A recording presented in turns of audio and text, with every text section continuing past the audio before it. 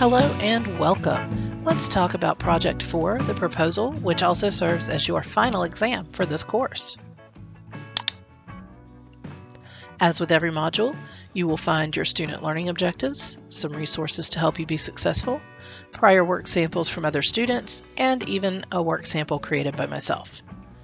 Let's look at the expectations so you know what you need to do. Remember that this project also serves as your final exam in this course, and it is our signature assignment. In order to do your best, you'll want to review Chapter 11 and then think of a proposal for some sort of a change that you would like to see made in your workplace, your school, your community, or some other organization you might belong to. This should be a concrete plan, something real and significant, something you could actually really go out and change.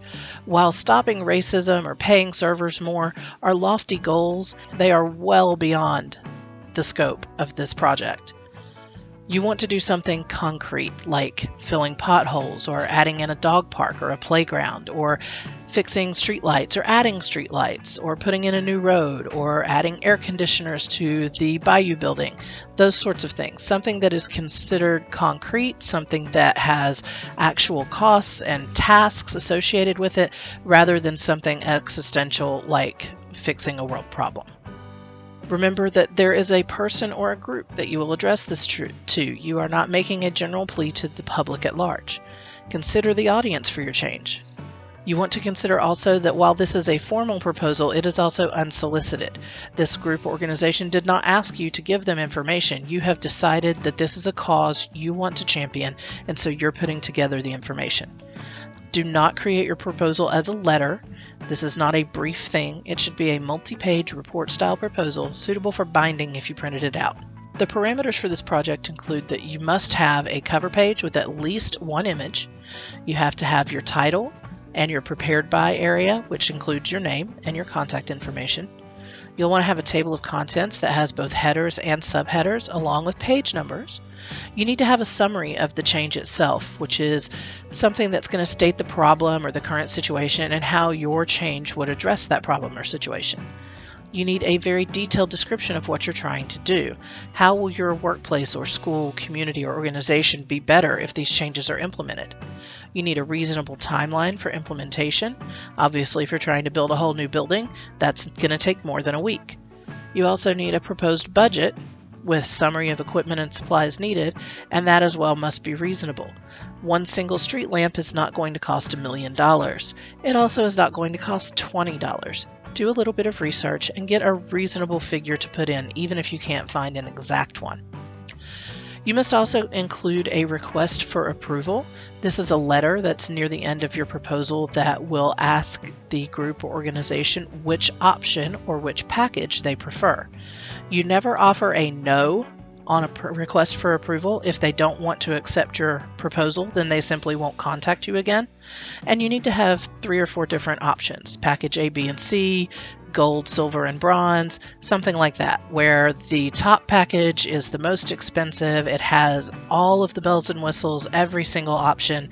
The middle package is sort of middle of the road. It gets your changes implemented and offers some nice features. And then the least expensive package, remember not to say cheap when you're trying to sell something.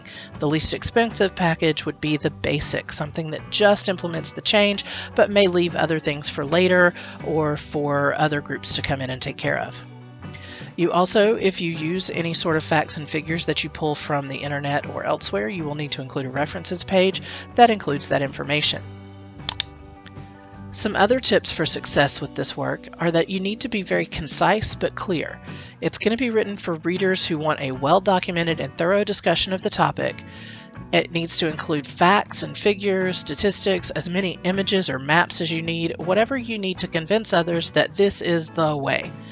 It should be several pages. If it's overly brief or vague and doesn't have enough detail, then you will not meet the requirements of the assignment and you will not get the grade you want.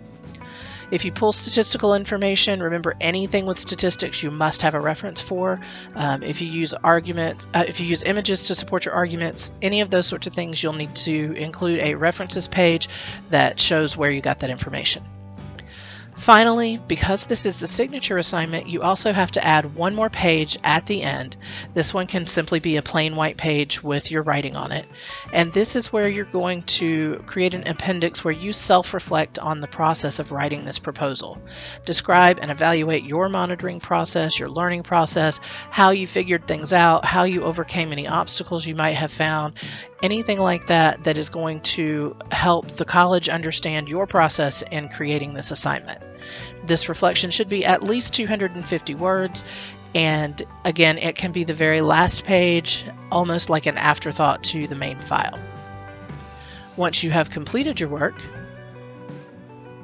you will come to the main menu, go to the Submit link, and turn it in there.